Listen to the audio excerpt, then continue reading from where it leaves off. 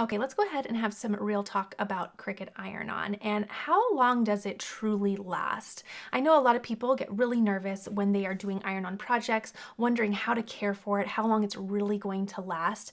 And I'm going to show you an example of how great it actually is.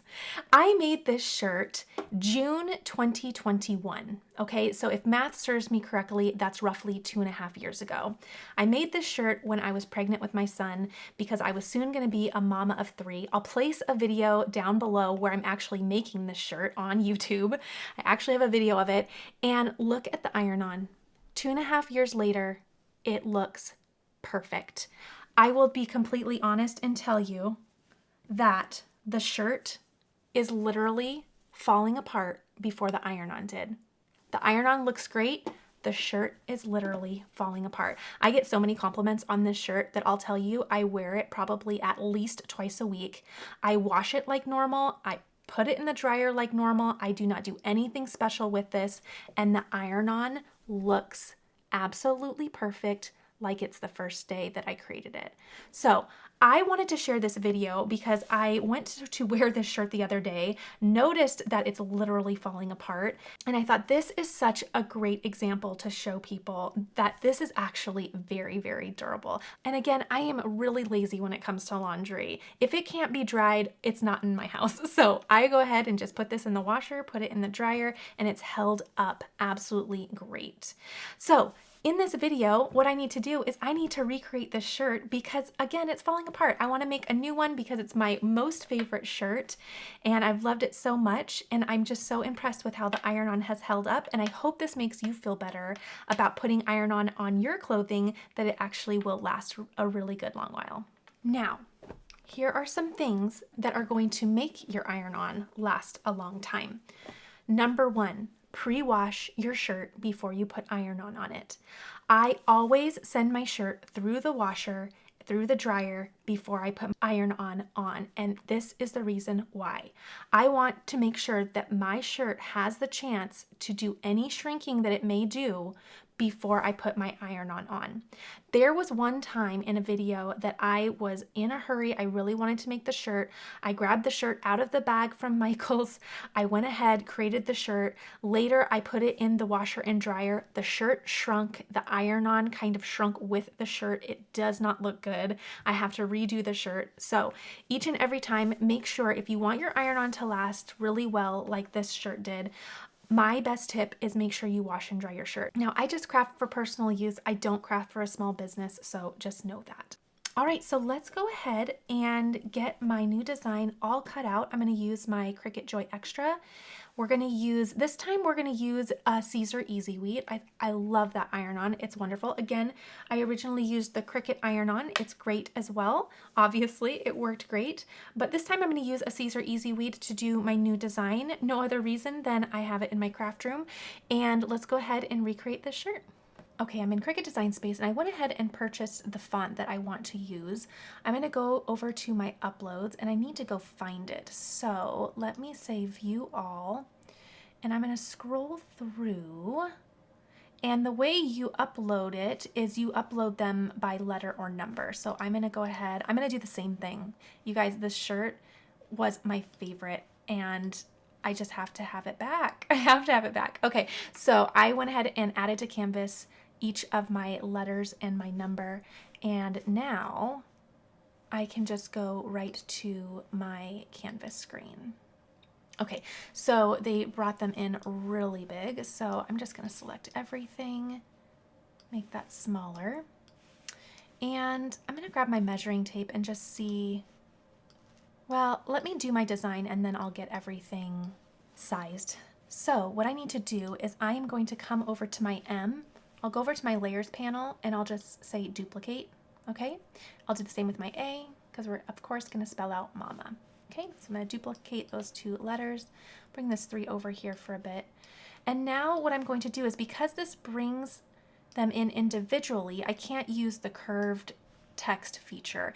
And I did that last time when I did that last video. So if you want to know how to use the curved feature, you can do that with an actual font that you type out. Again, in this one, you actually bring the letters in individually. They're different cut files. But I'll link that video down below of me originally making the shirt and curving the text. That way you know how to do that.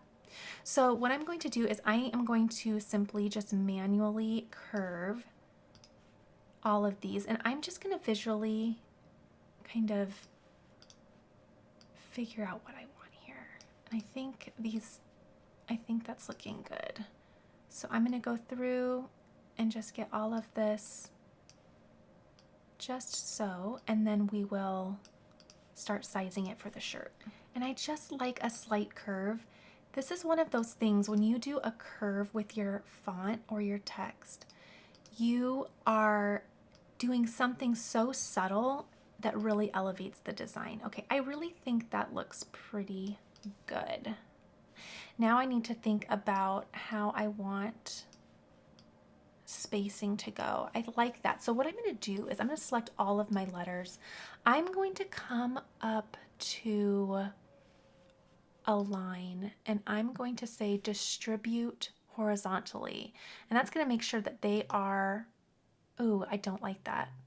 It's going to make sure they're spaced. But what it was doing is I think it was spacing at the top and not at the bottom. Let me go back because I think I was closer with my approximation. I might take this one and with my keyboard arrow, just move it over a little bit.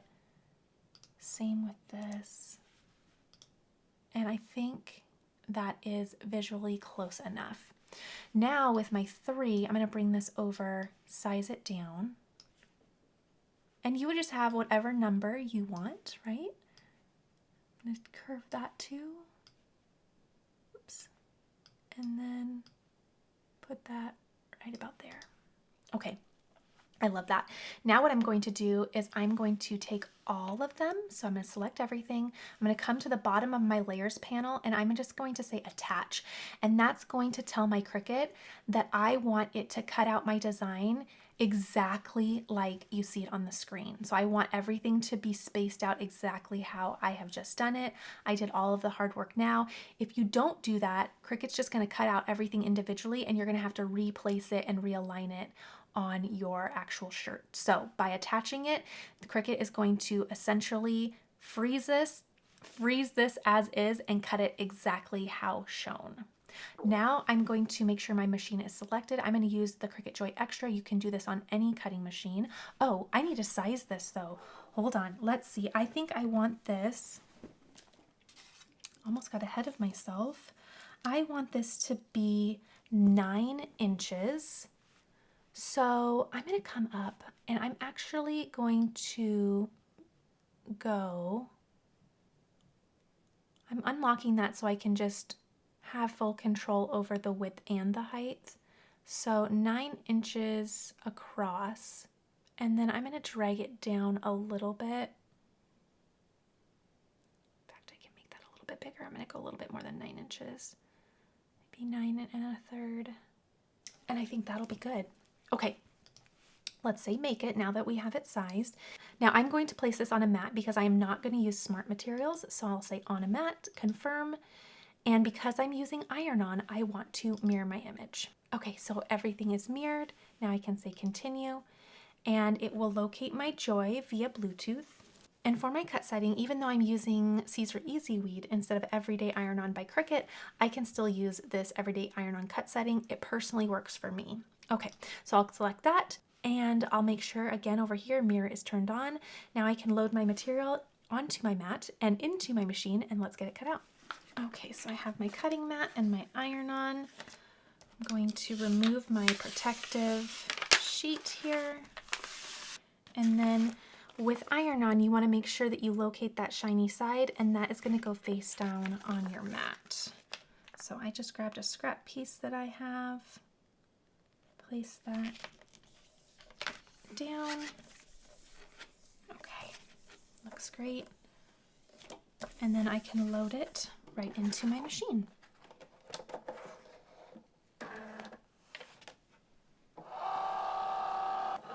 Okay, Okay, now the Cricut Joy Extra is a buttonless machine, so you can't press go right on it, right? So we're simply going to go back into Design Space and press go. Okay, and then it's simply going to cut out our design. Okay, I'm going to click unload because it is all done. And we can remove our material from our mat and begin weeding it out. Okay, so I'm going to turn my mat over and then bend my mat, not my material. I'll also grab my little sheet and place that right back over so this stays nice and clean. Okay, let me find out where the end is. Oh, I used just about all of this. Good. And I'll trim off any extra. There we go. And now we can weed this out. Okay, but as we are weeding that, let's let our little heat press have time to reach the desired time and temperature. Now, here is another tip for having your iron-on or HTV. I should have mentioned also that those terms are used interchangeably, but here's another tip for having it last a long time. So my first tip was make sure you pre-wash and dry your shirt. And then the next thing is make sure you are looking up the exact heat instructions for the material in front of you. The Cricut iron-on has a completely different set of instructions in regards to the time and temperature it needs in order to press successfully on the shirt. And I'm using Caesar Easy Weed, so I went ahead and I located those heat instructions. And those heat instructions are going to be 305. Okay, for 10 to 15 seconds, and I always opt to do the longer, the longer of the two. So 305 for 10 to 15 seconds. Okay, so we'll give that time to reach temperature while we weed this out. Okay, so I'm gonna grab my little pokey tool and grab a corner. I like to go and do all of the surrounding area first because it just, for my eye, allows me to see the design a little bit better. And then I know where to go in and grab additional pieces. So our Easy Press is all preheated. Okay, and then make sure you're grabbing all of your scraps and keeping them away from your design because anything that's left on this transfer paper or this carrier sheet will press onto your shirt. So you don't want to have any little scrap pieces clinging to it. And in this case, the iron-on, let's see, which one do I need to weed out here?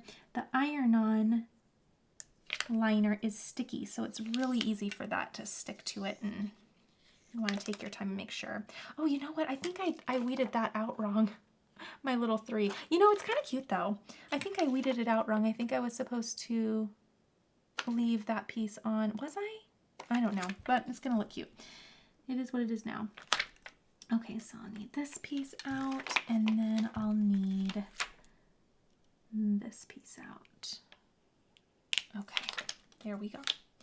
So with the M, just go through, grab that tiny little border, and I will link this font down below. I guess it's actually a design because again you upload the letters individually, but I'll link it down below in case you like it as well. This is really fun for making school shirts.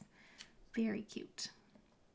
Okay, so I'll just finish up grabbing all of these little pieces and we're on our way to my new shirt.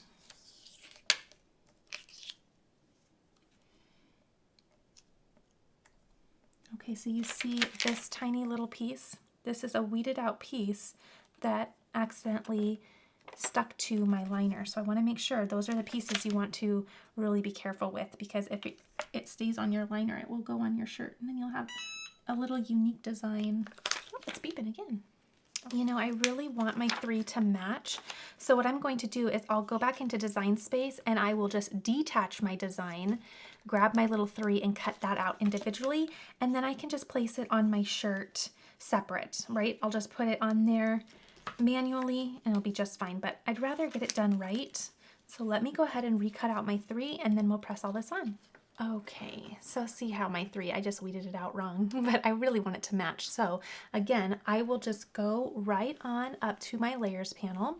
I'm going to come down to the bottom and say detach, Okay, and then what I can do is I'll take all of these and I can either hide them or delete them, and I'll just leave the 3 remaining and I'll make it, and then I'll just cut it out in the same way that I did my entire design. Okay, so there we go, and all I'll do here is just trim this off. Okay, okay, easy peasy, quick little fix. Okay, I weeded it out much better this time. So I'm just going to trim that down really small so I can hopefully place it on the shirt at the same time. And how I'm going to do that is just make sure my liner is trimmed super close so I can just place those down together. You just want to make sure your liner doesn't overlap so that you don't accidentally press your iron-on onto the liner and not the shirt. Okay, and the next tip for making sure that your iron-on lasts very well is you want to make sure that you take a lint roller and lint roll your shirt. But before I do that, I'm going to give my shirt a quick pre-press, and this makes sure that there's no moisture in the shirt. And taking these steps is super important. That way you're just making sure everything lasts as long as it can. Okay, these are just things that I've built into my workflow to make sure that once I make the shirt, it's ready to enjoy for a good long while. Okay, lint roller, there's stuff coming off of there. We just want to make sure there's nothing that's going to create a barrier between our iron-on and whatever we're using, in this case a shirt. Now let's grab, where'd my 3 go? The 3 is going to be a tricky one for me today. Okay, here is, oh, that's so cute. All right. Here's my design, just like that. And I think I can even, yep, nothing's gonna overlap. I'll bring that over a little bit. And I might nudge it over just a hair. There we go. And I love it because it's sticky, so then I can just pull up my shirt, take a look at it. It looks great, and I can press that down. Okay. That looks great. Now, I just had my smaller Easy Press out because I was working on another project. Usually I'd use my bigger Easy Press so I could press it all at once, but I'm just going to press it in sections. So let's go ahead and press that on. It does say medium pressure, so I'm just adding a little bit of pressure there. And then I'll go over to the second part and press that. Okay, now one thing that I like to do is make sure my iron-on is completely cool before removing the liner. So I just take it off of my mat, and I made this little heat board. It's a little desktop ironing board. I'll place a link to the video where I created that if you want to make one too.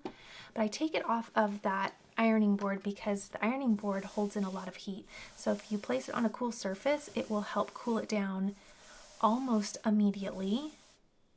And that way you can craft in a little bit of a quicker speed.